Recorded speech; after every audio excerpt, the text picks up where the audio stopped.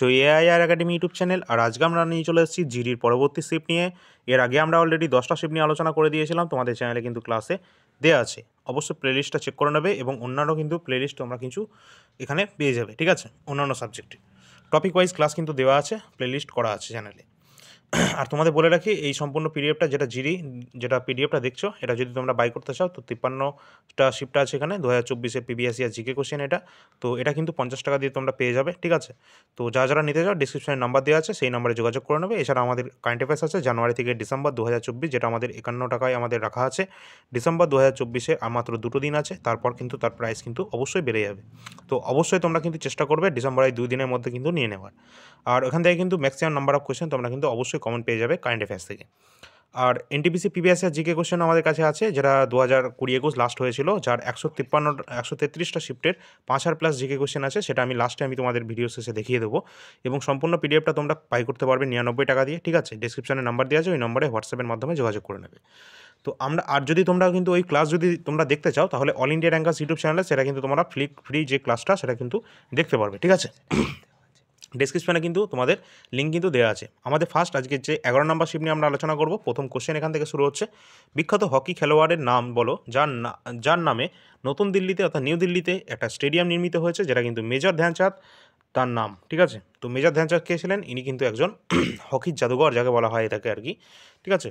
তো মেজর ধ্যানচাঁদ তাকে কিন্তু বলা হয় হকির জাদুঘর। তিনি কিন্তু হকিতে একদম পারদর্শী ছিলেন। এছাড়া 1928, 1932, 1936 সালের যে অলিম্পিক গেমস হয়েছিল, সেখানে কিন্তু পুরুষ ফিল্ড হকিতে কিন্তু তিনিও তখন ছিলেন, ঠিক আছে।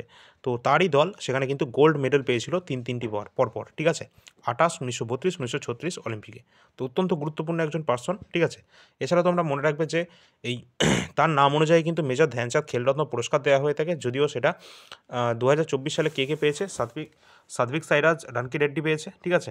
তো আর চিরাগ চন্দ্রশেখর শেট্টি, এই দুজনে কিন্তু তোমাদের মেজর ধ্যানচাঁদ খেলরত্ন পুরস্কার 2024 পেয়েছে, ঠিক আছে। অবশ্যই নামগুলো জিজ্ঞাসা করা হবে, মনে রাখবে। পরবর্তী কোশ্চেন, ভারতের রেনেসাঁসের নবজাগরণের যে জনক তাকে কাকে বলা হয়? এটা কিন্তু রাজা রামমোহন রায়কে কিন্তু বলা হয়ে থাকে, তোমরা জানো সেটা। পরবর্তী আছে ভারতের 2011 সালে আদমশুমারি অনুসারে, সেন্সাস অনুসারে নিম্নের মধ্যে কে সর্বনিম্ন সাক্ষর রাজ্য? অর্থাৎ সর্বনিম্ন সাক্ষর রাজ্য অবশ্যই কিন্তু বিহার, ঠিক আছে। আর সবথেকে বেশি সাক্ষরতা রাজ্য সবথেকে বেশি কোথায়? এটা কিন্তু কেরালাতে, ঠিক আছে। কেরালাতে।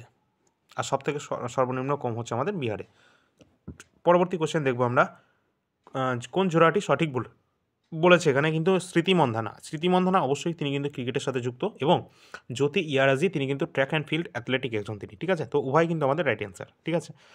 পরবর্তী কোশ্চেন আছে, নারী শিশু উন্নয়ন মন্ত্রক কর্তৃক আয়োজিত পোষণ পাখওয়াদা, যেটা 2023-এর কেন্দ্রীয় সরকারের একটা থিম ছিল, যেটা কিন্তু ছিল কি? পুষ্টি নিরাপত্তার জন্য বাজরা ভিত্তিক খাবার। তো এটা কিন্তু আমাদের 2023-এর থিম ছিল। আর এটা কিন্তু কারেন্ট অ্যাফেয়ার্সের টপিক। অবশ্যই তোমরা কারেন্ট অ্যাফেয়ার্সটা নিতে পারো জানুয়ারি থেকে ডিসেম্বর 2024, শুধুমাত্র 51 টাকা দিয়ে। তোমরা ডিসক্রিপশনের নাম্বারে যোগাযোগ করবে। তোমাদেরকে বলে রাখি, টেলিগ্রাম চ্যানেলে যুক্ত হয়ে যাবে তোমরা সকলে, কারণ ওখানে ইম্পর্টেন্ট যে ইনফরমেশন সেখানে কিন্তু শেয়ার হয়ে থাকে, এবং গুরুত্বপূর্ণ পিডিএফও ওখানে কিন্তু শেয়ার করা হয়।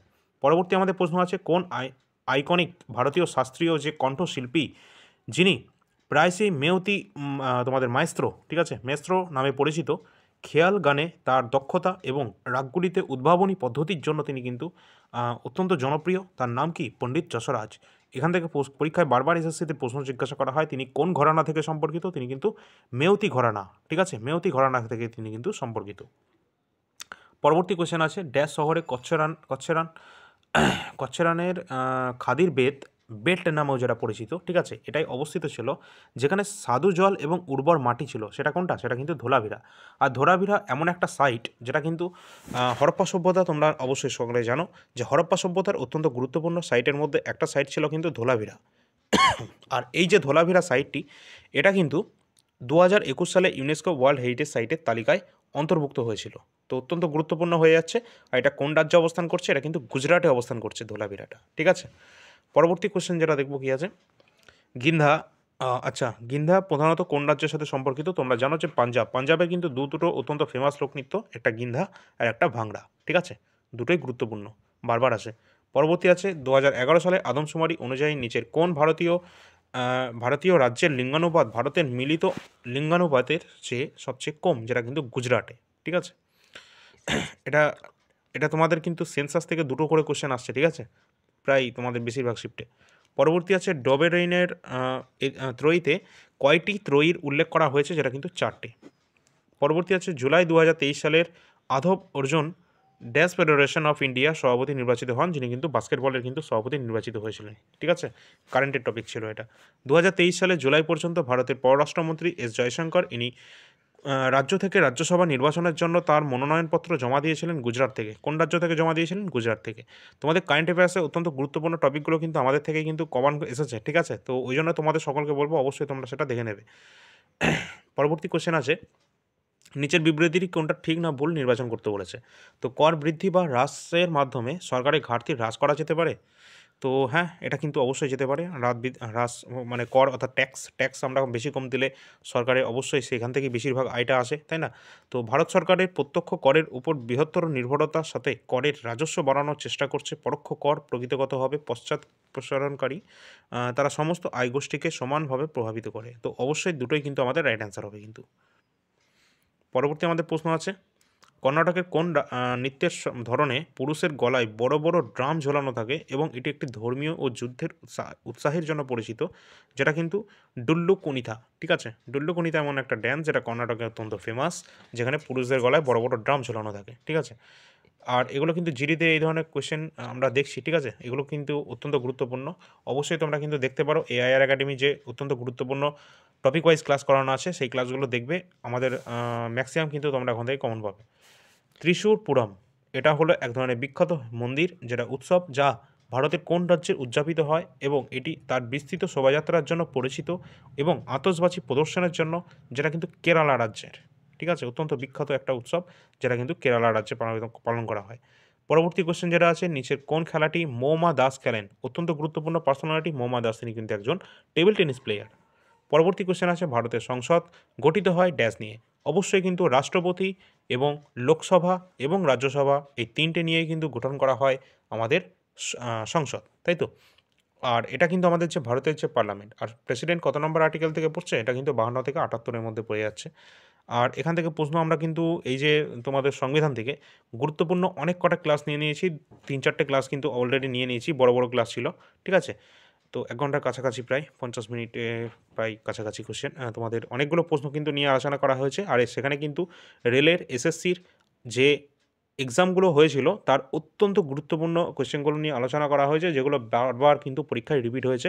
সেই তোমাদের সংবিধান থেকে বাছাই করা কোশ্চেনগুলো নিয়ে আলোচনা করা হয়েছে। জিডির ক্লাস তোমাদের কিন্তু এই ক্লাসগুলো তো দেখছো, ঠিক আছে। আর এর পাশাপাশি অল ইন্ডিয়া র্যাঙ্কার্স ইউটিউব চ্যানেলে যে কটা তোমাদের পলিটি থেকে ক্লাস দেওয়া আছে বা অন্যান্য সাবজেক্টে ক্লাস দেওয়া আছে, তোমরা কিন্তু ওই সমস্ত ক্লাস যদি কমপ্লিট করে যাও, আশা করছি তোমরা কিন্তু ওখান থেকে সমস্ত কোশ্চেন কিন্তু কমন পেয়ে যাবে। ঠিক আছে, বিশেষ করে পলিটি তো কমপ্লিট করানো হয়ে গেছে এই লেটেস্ট কিছুদিন আগেই। ঠিক আছে, তো অবশ্যই কিন্তু সেগুলো তোমরা দেখে নেবে। আশা করছি ওর বাইরে কোনো কোশ্চেন তোমাদের কিন্তু আটকাবে না পলিটি থেকে। আর পলিটি থেকে তোমাদের কিন্তু জিডিতে অন্তত 2টো করে কোশ্চেন মিনিমাম তোমাদের থাকবে। ঠিক আছে, পরবর্তী আমাদের যে কোশ্চেনটা আছে, নিচের কোনটি ভারতের সাংবিধানিক সংস্থাগুলির উদাহরণ? যেটা কিন্তু অবশ্যই নির্বাচন কমিশন। এটা কত নম্বর আর্টিকেল থেকে পাই? 324 নম্বর আর্টিকেল থেকে আমরা নির্বাচন কমিশন সম্পর্কে জানতে পারি। আর কারেন্ট চিফ ইলেকশন কমিশন ইনি কিন্তু নিযুক্ত হয়েছেন। পরীক্ষা এটাও জিজ্ঞাসা করা হবে, যেটা রাইট অ্যান্সার হবে সুখবীর সিং সিন্ধু। তিনি কিন্তু 2024-এ as a chief election commission নিযুক্ত হয়েছেন। ঠিক আছে, একদম লেটেস্ট। পরবর্তী যে কোশ্চেন আছে, আর এই দুটোই কিন্তু তোমাদের পলিটি, ঠিক আছে, পরপরই দুটো পলিটি।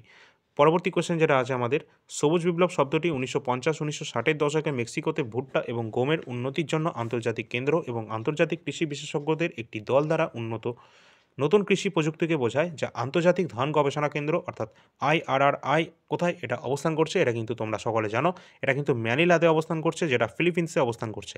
তো ফিলিপিন্সের ম্যানিলাতে কিন্তু অবস্থান করছে আন্তর্জাতিক ধান গবেষণা কেন্দ্র। পরবর্তী যে কোশ্চেন আছে, মূলধন প্রাপ্তি সম্পর্কে কোনটা সঠিক? কী আছে? সরকারের সেই সমস্ত প্রাপ্তি যা দায় তৈরি করে যে আর্থিক সম্পদ হ্রাস করা এবং মূলধন প্রাপ্তি বলা হয় তাকে। এবং আরেকটা কোশ্চেন আছে, যেটা মূলধন প্রাপ্তির প্রধান বিষয়গুলি হলো সরকার কর্তৃক জনসাধারণের কাছ থেকে তোলা ঋণ, যাকে বাজার বলা হয়, ধার, ট্রেজারি বিল বিক্রির মাধ্যমে রিজার্ভ ব্যাংক এবং বাণিজ্যিক ব্যাংক অন্যান্য আর্থিক প্রতিষ্ঠান থেকে সরকার কর্তৃক ধার, এবং বিদেশি সরকার এবং আন্তর্জাতিক যে সংস্থাগুলো রয়েছে তাদের প্রাপ্ত ঋণ এবং কেন্দ্রীয় সরকারের কর্তৃক প্রদত্ত ঋণের পুনরুদ্ধার। তো উভয় কিন্তু আমাদের রাইট অ্যান্সার হবে। তো এই ছিল আজকের আমাদের ক্লাসটি।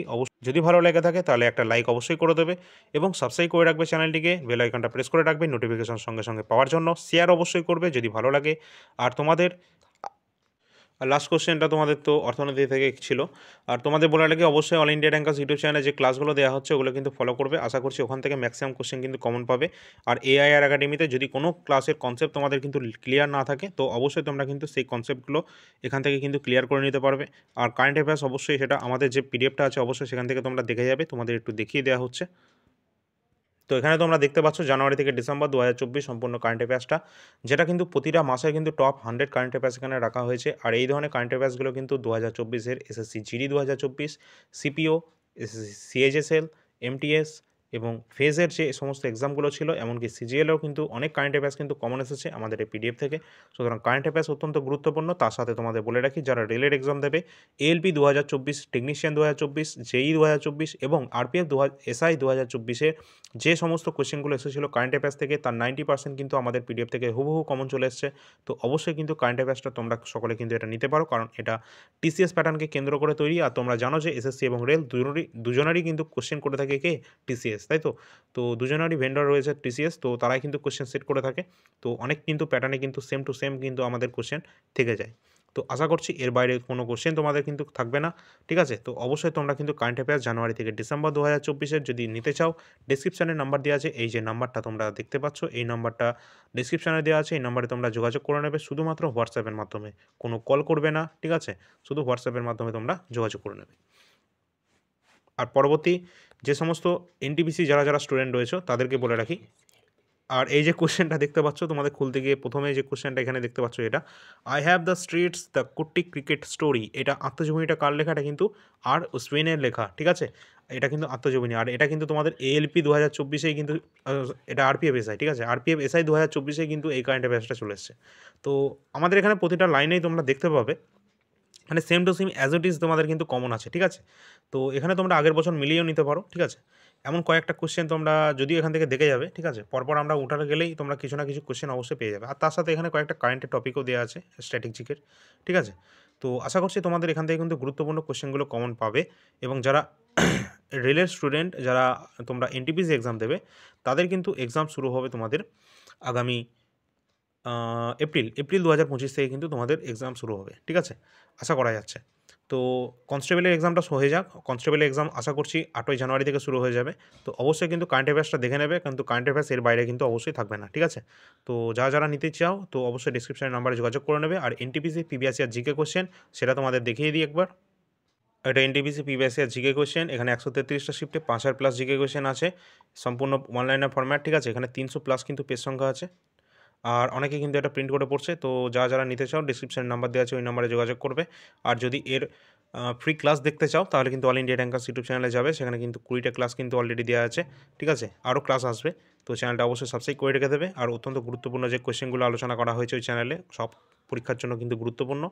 তো আশা করছি প্রিভিয়াস ইয়ার কোয়েশ্চেন থেকে তোমাদের কিন্তু এই 2024-এর যে কটা পেপার হয়েছে আরপিএফ থেকে শুরু করে এএলপি, জেই, সমস্ত পেপারেই কিন্তু ম্যাক্সিমাম কোয়েশ্চেন কিন্তু কমন এসেছে। অনেক কোয়েশ্চেনই কমন এসেছে এই NTPC previous year GK question থেকে। সুতরাং আগের বছরের কোয়েশ্চেন তো অবশ্যই করে যেতে হবে যদি তোমাদের ম্যাক্সিমাম স্কোর করতে চাও জিকে সেকশানে, ঠিক আছে?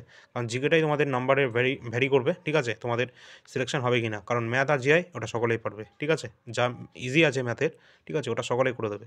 তো জিকে সেকশানেই কিন্তু একদম খেলা হবে, ঠিক আছে? তো যাই হোক, পরবর্তী তোমাদের অল ইন্ডিয়া র্যাঙ্কার্স ইউটিউব চ্যানেলে পরবর্তী শিফট নিয়ে আলোচনা করা হবে, ঠিক আছে? তো অবশ্যই চ্যানেলটা সাবস্ক্রাইব করে রাখবে। আর যারা নিতে চাও পিডিএফ, ডেসক্রিপশনে নাম্বার দেওয়া আছে, ওই নাম্বারে যোগাযোগ করে নেবে। তো চলো পরবর্তী ক্লাসে আসবো। ধন্যবাদ।